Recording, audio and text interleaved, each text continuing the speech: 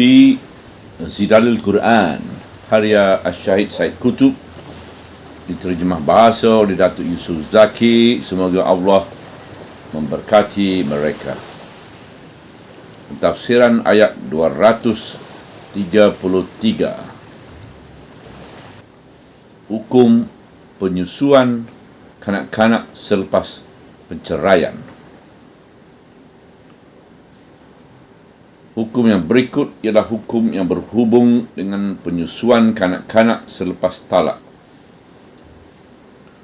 Undang-undang keluarga pastilah mengandungi penjelasan mengenai hubungan yang tidak dapat diputuskan di antara suami isteri selepas talak, iaitu hubungan anak yang telah disumbangkan oleh mereka berdua. Dan si anak inilah yang mengikatkan mereka berdua. Apabila ayah dan ibu tidak dapat hidup bersama lagi, maka si anak yang masih mentah itu pastilah mendapat jaminan-jaminan yang hemat dan terperinci yang meliputi segala keadaan.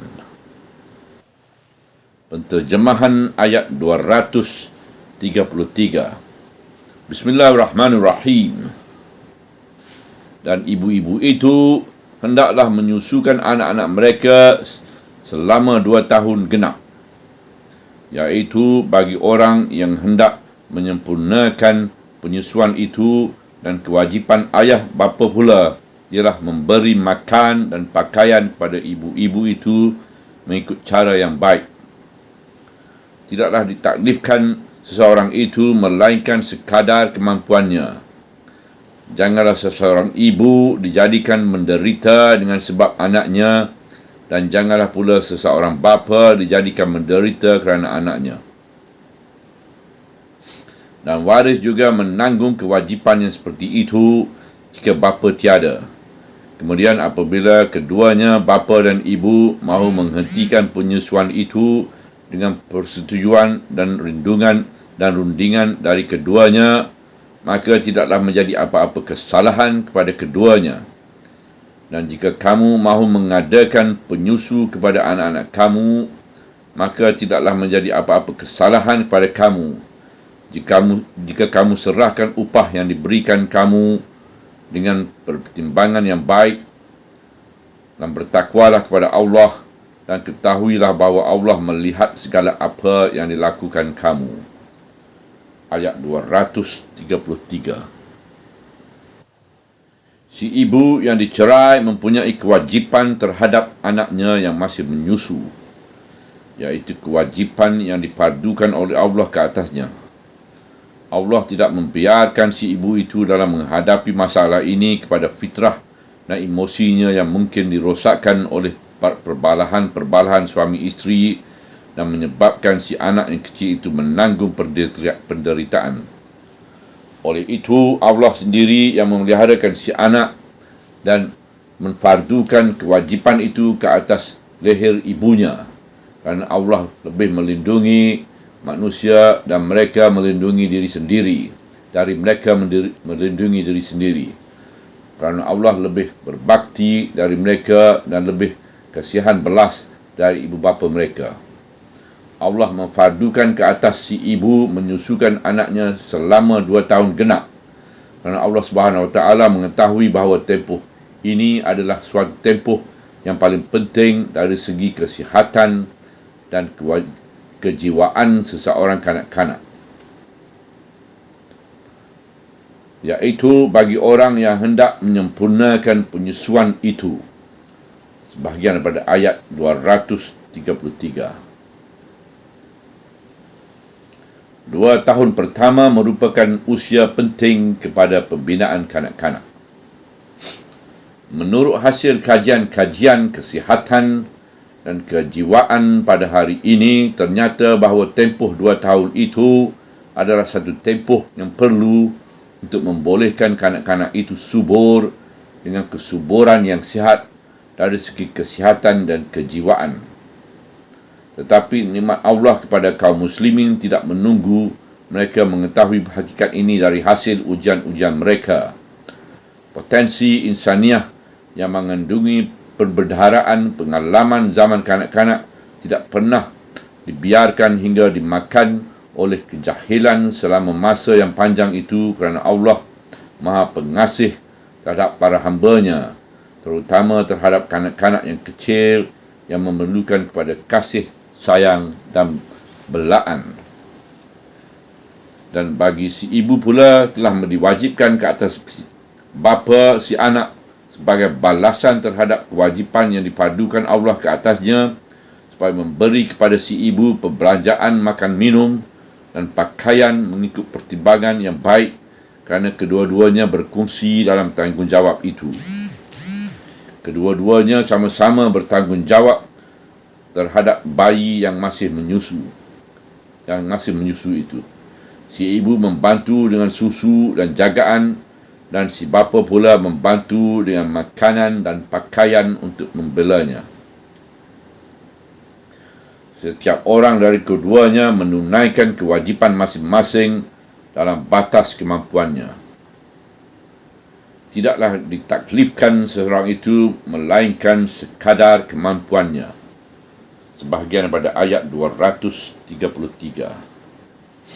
Oleh itu, tidak seharusnya bagi mana-mana pihak dari dua ibu bapa itu menggunakan kanak-kanak itu sebagai punca untuk menyusahkan pihak yang lain. Janganlah seorang ibu dijadikan penderita dengan sebab anaknya, dan janganlah pula seorang bapa dijadikan menderita dengan sebab anaknya.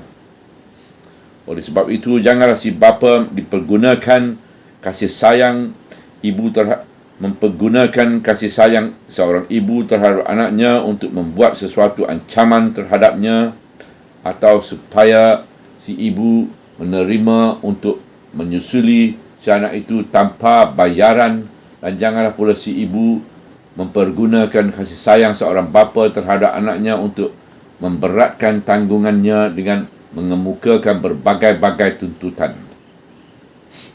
Kewajipan-kewajipan yang dibebankan ke atas si bapa akan berpindah jika ia mati kepada tanggungan warisnya yang akhir balik. Dan waris juga menanggung kewajipan yang seperti itu. Sebahagian daripada ayat 233. Si waris itu diwajibkan memberi nafkah, makanan dan pakaian kepada si ibu yang menyusu mengikut pertimbangan yang baik untuk menegakkan takaful kekeluargaan, yang mana satu seginya terlaksana dengan mendapatkan pusaka, dan satu lagi dan dari satu segi yang lain terlaksana dengan memikul tanggungjawab peninggal pusaka. Dengan demikian, kanak-kanak tidak akan kehilangan haknya jika bapanya meninggal dunia, kerana haknya dan hak ibunya tetap terpelihara dalam semua keadaan.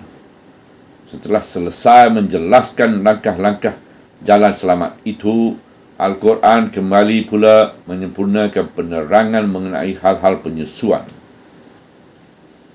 Apabila kedua bapa dan ibunya mahu menghentikan penyusuan itu dengan persetujuan dan rundingan dari keduanya, maka tidaklah menjadi apa-apa kesalahan kepada keduanya. Sebahagian daripada ayat 233. Ini apabila si bapa dan si ibu atau si ibu dan waris mahu menghentikan penyusuan kanak-kanak itu sebelum genap tempoh 2 tahun, kerana mereka berdua melihat ada baiknya kanak-kanak itu dilepaskan susunya kerana sebab-sebab kesihatan atau lain-lainnya, maka tidak ada apa-apa kesalahan kepada keduanya berbuat demikian jika persetujuan tercapai di antara keduanya, dan jika rundingan dibuat di antara keduanya untuk melindungi kepentingan kanak-kanak yang sedang menyusu itu, yang telah diletak di bawah jagaan keduanya dan diwajibkan ke atas keduanya melindunginya. Mengguna khidmat penyusu upahan. Begitu juga apabila si bapa ingin mengadakan seorang penyusu upahan, jika kepentingan kanak-kanak itu dapat disempurnakan dengan penyusuan ini, maka bolehlah dia berbuat demikian dengan syarat ia membayar upah kepada penyusu itu dan memberi layanan yang baik kepadanya. Dan jika kamu mahu mengadakan penyusu kepada kanak-kanak kamu, maka tidaklah menjadi apa-apa kesalahan pada kamu jika kamu serahkan upah yang diberikan kamu dengan pertimbangan yang baik. Ayat 233.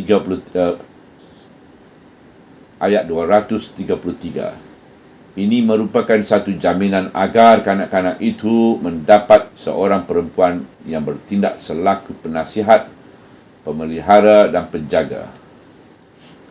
Pada akhirnya Al-Quran menghubungi segala-galanya itu dengan ikatan ilahi, iaitu dengan kesedaran takwa, iaitu satu perasaan yang amat mendalam dan amat seni. Dan kepada perasaan inilah diserahkan segala sesuatu yang tidak dapat dicapai melainkan dengannya. Dan bertakwalah kepada Allah, dan ketahuilah bahawa Allah melihat segala apa yang dilakukan kamu. Penghujung ayat 233. Inilah jaminan akhir yang kuat, dan inilah satu-satunya jaminan. Subhanallah, walhamdulillah, wala ilaha illallah wallahu akbar, wala hawla wala quwata illa billah al-aliyyil azim, wala hawla wala quwata illa billah al-aliyyil azim, wala hawla wala quwata illa billah al-aliyyil azim.